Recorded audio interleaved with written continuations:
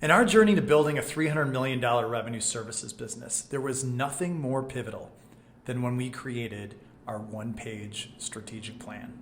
This concept was borrowed from Vern Harnish's Scaling Up, which is an operating system for growing businesses that I would highly recommend. And other similar operating systems like Gino Wickman's Traction EOS or Andy Grove's OKR framework, they all share this same principle of writing down a vision and aligning your team around specific, measurable, time-bound goals. Regardless of the framework you choose, I cannot emphasize enough the importance of writing down your vision for the business in a way that is easily absorbed and understood not only by your executive team, but by your entire employee base. It helps ensure that each person has a similar understanding of what the organization hopes to achieve, and it's a valuable tool for democratizing decision making because it lets everybody know what the priorities are. The format that I like to use for my OPSPs were simple. At the top are our mission and our values. Why do we exist and how will we behave? At Kin + Carta, our mission was to build a world that works better for everyone. And that was coupled with our values of courage, compassion, and connection. Now, these mission and values are followed by your vision, which is expressed as 1 to 3 big, hairy, audacious goals, or BHAGs. BHAGs are set typically 7 to 10 years in the future, and they're measurable and they're motivating. I would typically choose 3 BHAGs: a profit goal, a people goal, and a planet or social responsibility goal.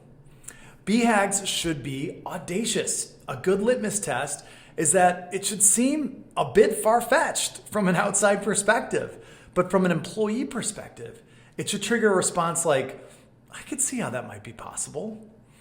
Past BHAGs that I've used were everything from being a $100 million revenue business to an internationally recognized best place to work to being the first B Corp on the London Stock Exchange.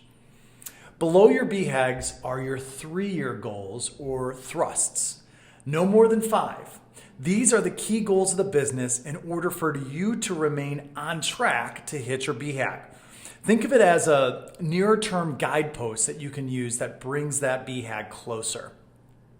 Then you define your 5 most important initiatives or 1-year goals. These should be concrete, measurable, and actionable. Choosing 5 is the toughest part. It forces you and your team to prioritize. It's not to say that different departments might have additional goals, but from a company standpoint, these 5 are the most important. Examples of initiative, and I'll reference past chapters of this masterclass here, could be a new blue ocean service line you want to start, a new, more clearly defined ideal client profile you want to go after with a specific revenue target attached, a new executive you want to hire, a new geography you want to break into, a gross margin target that you want to hit, or a new employee experience you want to roll out. You've defined these 5 initiatives, and then you continue to break them down even further into no more than 5 quarterly rocks. The 5 things that must get done in the next 3 months to keep you on track to hit your initiatives, to keep you on track to hit those thrusts, and to keep you on track to hit that BHAG. Rocks are immutable, meaning if you write them down, they must get done. Rocks and initiatives almost always need a clear owner at the firm whose incentives are ideally tied to their outcome and achievement. Our strategic leadership team would meet quarterly to iterate on our strategic plan and decide what's next for the quarter's rocks. And if market conditions change significantly, we could choose to update our initiatives or even our thrusts if needed. The plan is meant to be iterative as the firm scales. At our quarterly meetings, we would distribute this plan to everyone on one side of one page. Whether or not an employee chose to internalize it or even care, it didn't matter. It let everyone know what the priorities were, and everyone was given opportunities to get involved on various change initiatives that they may be interested in or were passionate about. And I guarantee you, the people that wanted to be future leaders of the firm would almost always find a way to get involved.